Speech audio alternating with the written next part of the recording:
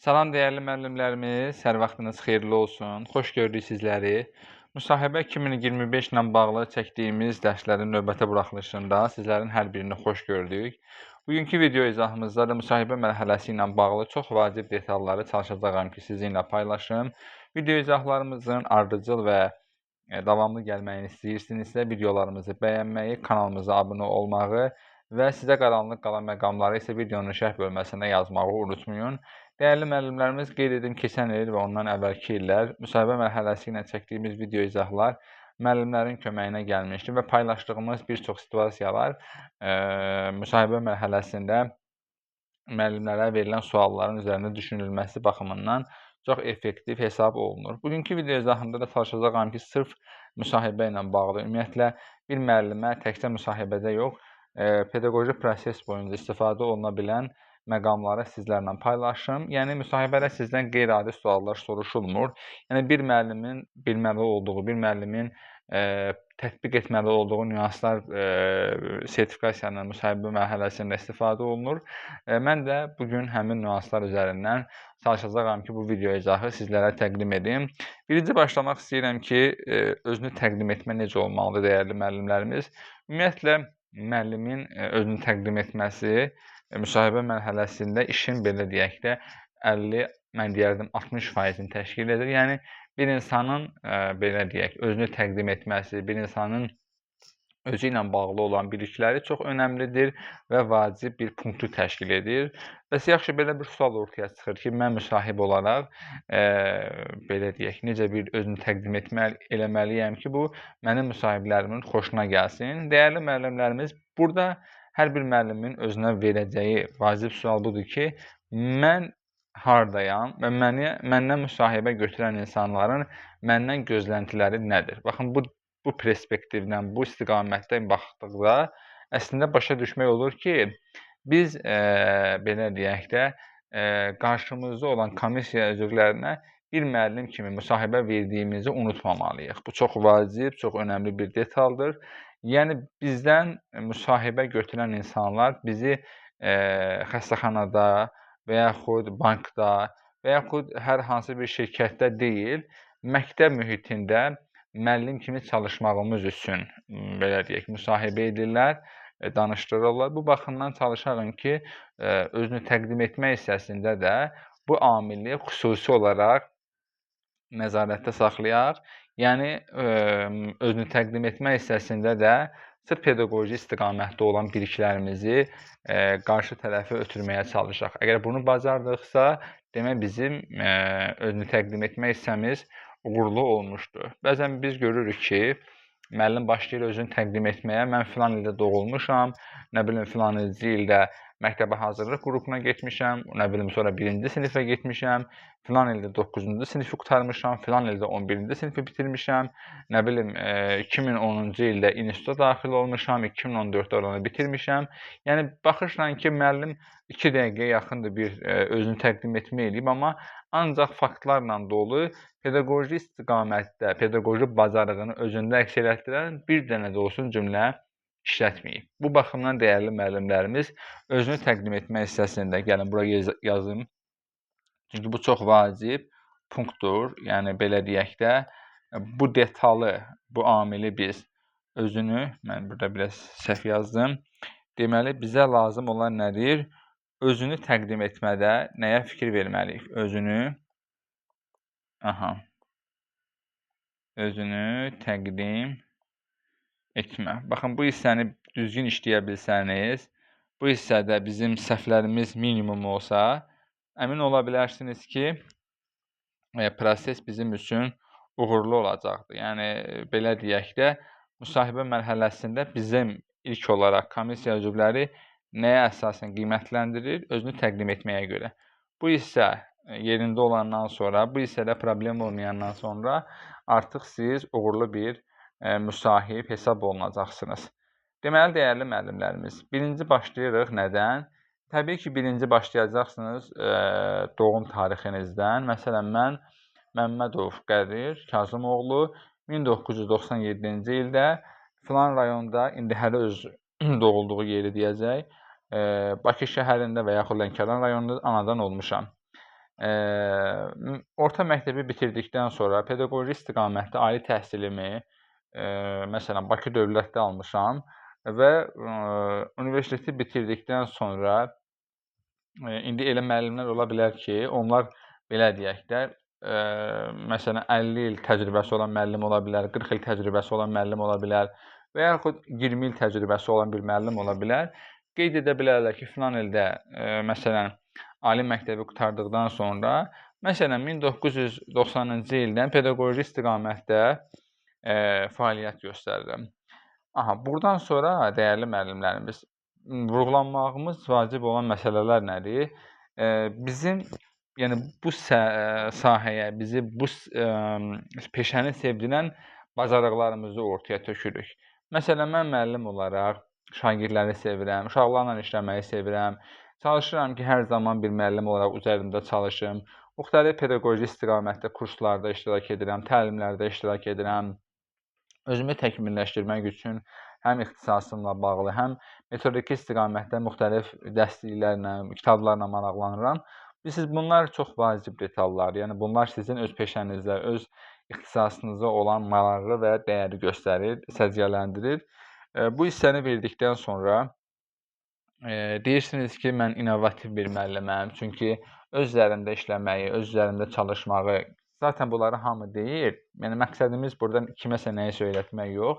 Sadəcə bildiklərinizi sizə təkrarlatdırmaqdan ibarətdir. Məqsədimiz belə deyək də, bu amillərə diqqət yetiririk. Daha sonra deyirsiniz ki, peşəmlə bağlı gözləntilərim bundan ibarətdir ki, mənim şagirdləri sevməyim, şagirdlərin belə deyək də, məni sevməyi mənim ən böyük stimulumdur.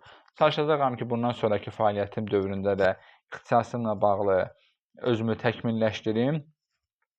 Məsələn, xalqımıza, dövlətimizə, millətimizə ideal vətəndaşlar yetişdirim. Yəni bu cür bir təqdim etmə uğurlu təqdim etmə hesab oluna bilər. Davam eləyirik. İkinci məsələ gəlir. Yəni bu gün bir çox məsələləri çalışacağam sizinlə paylaşım. Yəni bu video uğurlu alınsa, ümid edirəm ki, bu videonu izləyəcəksiniz. Yəni davamlı gəlməyini istəsəniz, əmin olun ki, bu istiqamətdə davamlı videolar sizin üçün paylaşılacaqdır.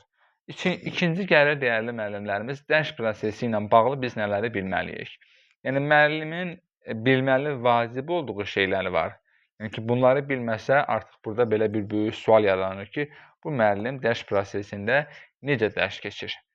Ki, məsələn, təlim məqsədi ilə bağlı sizə sual verilə bilər, qiymətləndirmə meyarı ilə bağlı sizə sual verilə bilər, motivasiya ilə bağlı sizə sual verilə bilər, öyrənmə fəaliyyətləri ilə bağlı, iş forması ilə bağlı, iş üsulu ilə bağlı sual verilə bilər. Artıq müəllimin gündəlik tətbiq etməli olduğu punktlar üzərində nəyisə bilməməsi artıq orada böyük bir sual doğurur ki, bu müəllim 45 dəqiqəlik tədris prosesini necə qurur və yaxud bu prosesi şagirdə necə mənimsətdirir? Bu çox vacib bir detaldır. Ona görə bu hissədən sonraki məqamlara çalışın ki, hissə dinləyəsiniz, aramla dinləyəsiniz, özünüz üçün qeydlər götürəsiniz. Bir daha vurğulamaq istəyirəm ki, məqsədim sizə nəyisə öyrətmək deyil, sadəcə bildiyiniz şeyləri yadınıza salmaqdan ibarətdir. Necə deyərlər, təkrar biliyin anasıdır. Dəyərli müəllimlərimiz, başlamaq istəyirəm ilk növbədə nədən? Təlim məqsədindən. Təlim məqsədi bir müəllimin belə deyək də, ən güclü, ən vacib silahlarından biridir. Təlim məqsədi ilə bağlı müəllimin problemi olmalı deyil. Yəni təlim məqsədi ilə bağlı hansı aspektdən, hansı istiqamətdən fərq eləməz. Sual ünvanlayırlarsa, ünvanlasınlar.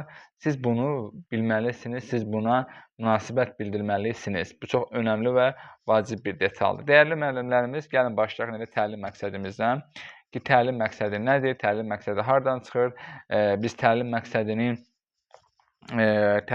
haqqında nələri bilməliyik? Dəyərli müəllimlərimiz, ümumiyyətlə təlim məqsədi, üzr istəyirəm, müəllimin dərsin sonunda şagirdin nə biləcəyini öncədən görməsidir. Yəni bunu bu cür ifadə eləməyiniz labüddür. Yəni bunu bu cür ifadə eləməyiniz bir müəllim üçün olmazsa olmazlardan biridir.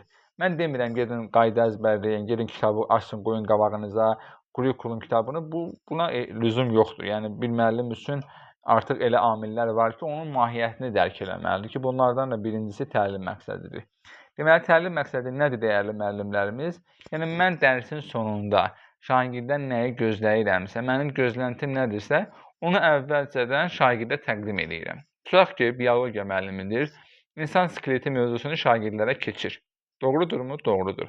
Mən dərsin sonunda şagirdlərdən gözləntilərimi məqsədlər şəklində əvvəlcədən onlara çatdırıram. Vəssalam, qurtardı getdi. Yəni, burada qeyri-adi, qlobal bir şey yoxdur.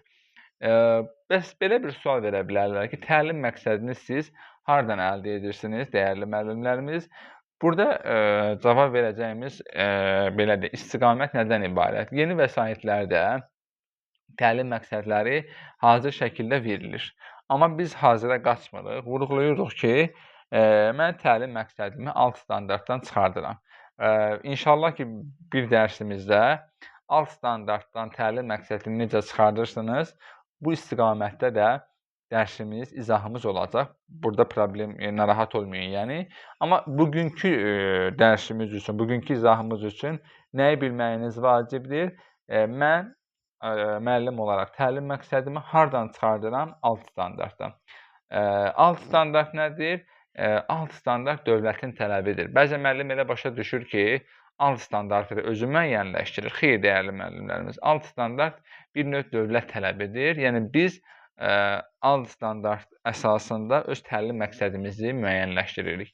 Yenə deyirəm, praktiki bir alt standart üzərindən mən bir gün bir dənə izah çəkəcəm. Sırf orada izah eləyəcəm ki, bu bizim alt standartımızdır. Bu alt standartdan bizim təlim məqsədimiz müəyyənləşdirilir. Burada bilməli vacib olduğumuz ikinci məqam nədir, dəyərli müəllimlərimiz? Təlim məqsədlərinin sayı.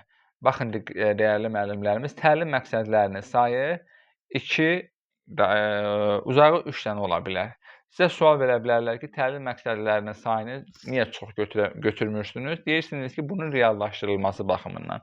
Yəni, mən götürdüyüm təlim məqsədləri, məsələn, tutaq ki, bir coğrafiya müəllimi 5 dənə təlim məqsədi götürüb, onları bir dərs boyunca, bir 45 dəqiqə ərzində reallaşdırmaya bilər. Bu baxımdan mən müəllim olaraq götürdüyüm təlim məqsədlərinin dərsin sonu üçün reallaşdırılmasına cavabdeh bir insanam. Yəni, mən 2 dənə təlim məqsədi götürürəmsə və yaxud 3 dənə təlim məqsədi götürürəmsə, mütləq şəkildə dərsin sonunda həmin təlim məqsədlərini nə etməliyəm? Reallaşdırmalıyam. Bu baxımdan tövsiyə olunur ki, müəllim təlim məqsədlərini götürən zaman bu təlim məqsədlərinin sayı 1, 2, arzu olunandır 3. Yəni, bundan çox ola bilməz. İbtidai siniflərdə 1, 2, yuxarı siniflərdə isə 2 və 3 təlim məqsədinin götürülməsi arzu olunandır. Gəlirik, dəyərli müəllimlərimiz, təlim məqsədi anlayışından sonra bizim növbəti punktumuz qiymətləndirmə meyarıdır. Qiymətləndirmə meyarı, dəyərli müəllimlərimiz, təlim məqsədinin əsasında ortaya çıxan bir meyardır. Bir daha deyirəm, indi zəncirə baxın, dəyərli müəllimlərimiz. Deməli, alt standartdan biz təlim məqsədini çıxartdıq. Təlim məqsədindən də qiymətləndirmə meyarı. Qiymətləndirmə meyarı nədir? İstəyirəm ona toxunun, dəyərli müəllimlərimiz. Tutaqın ki, sizi məktəb rəhbərliyi inspeksiya kimi, yəni yoxlama məqsədi ilə və yaxud dinləmə məqsədi ilə göndərib regionalın iclasına ki, məsələn, Əli müəllim, gedin regionalın iclasında oturun və bizim məktəb haqqında orada hansı fikirlər söyləniləcəksə, həmin fikirləri götürün, gəlin, bizi ilə paylaşın. Doğrudurmu? Siz də bu meyarı əlinizə rəhbər tutaraq gedirsiniz həmin iclasa. Oturursunuz və sizə bir meyar qoyublar ki, bizim məktəb haqqında müsbət, mənfi fikirləri toplayın, gətirin bizə. Siz gedirsiniz iclasa, iclasdan gələndən sonra başlayırlar sizə sual verirlər ki, iclasda neçə nəfər iştirak edirdi və yaxud iclasda çıxış eləyənlərin kostyumlarının rəngi nə idi? Siz də sual verirsiniz ki, və yaxud cavab, reaksiya verirsiniz ki, siz mənim qarşıma belə bir meyar qoymamışdınız. Siz mənim qarşıma meyar qoymuşdunuz ki, orada bizim məktəbimiz haqqında müsbət və yaxud mənfi rəyləri götürüb, gətirib bizə çatdırmalıydınız. Eynilə qiymətləndirmə meyarı da tosunu belə bir şeydir. Yəni, müəllim özü üçün bir 45 dəqiqə ərzində öz şagirdlərini qiymətləndirmək üçün meyar müəyyənləşdirir.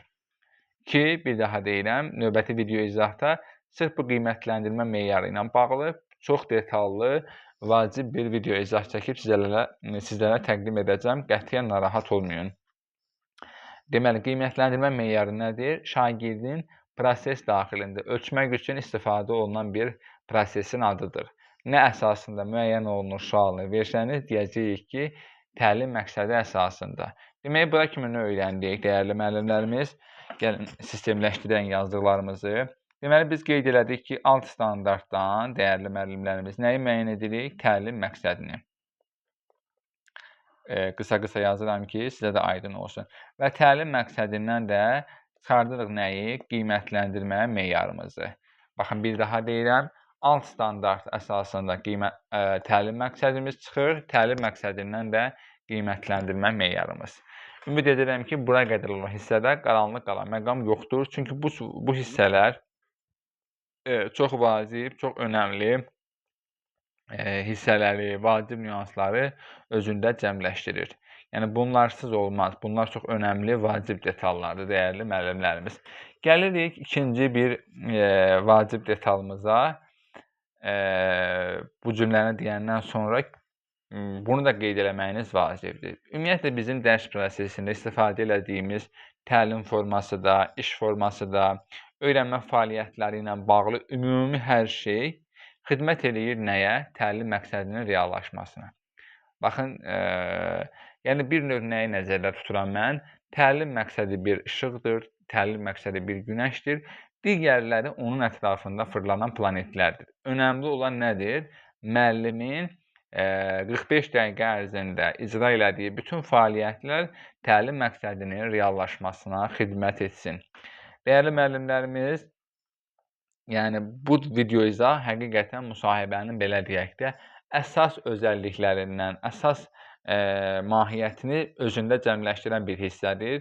Yəni, bu hissəyə qədər biz nəyə öyrəndik? Təlim məqsədinin nəyə xidmət elədiyini, təlim məqsədinin nəyin əsasında müəyyən olunmasını və qiymətləndirmə meyarının bizə hardan gəlməyi ilə bağlı vacib detalları sizi ilə paylaşdım. Bu video izahı izləyərsiniz inşallah. Əgər bu hissəyə qədər problemimiz olmasa, növbəti video izahda mən sizlərə deməli, öyrənmə fəaliyyətləri ilə bağlı olan digər nüansları da təqdim edəcəm. Qeyd edim ki, inşallah yaxın günlərdə ödənişli müsahibə dərslərimizə qeydiyyat başlayacaqdır və qeydiyyatdan keçmək istəyənlər videonun, belə deyək də, şərh bölməsində paylaşacağımız əlaqə nömrələrinə yazaraq qeydiyyatdan keçə bilərlər. Bir nüansı da sizlərlə paylaşmaq istəyirəm ki, müsahibə ilə bağlı dərslərdə yalnız bir dəfə ödəniş eləməklə tam proqramı siz əldə edəcəksiniz. Belə deyək də, artıq alternativ üsullar axtarmağınıza ehtiyac olmayacaqdır. Təşəkkür edirəm hər birinizə izlədiyinizə görə. Növbəti video izahlarda görüşənə qədər özünüzdən müğayət olun.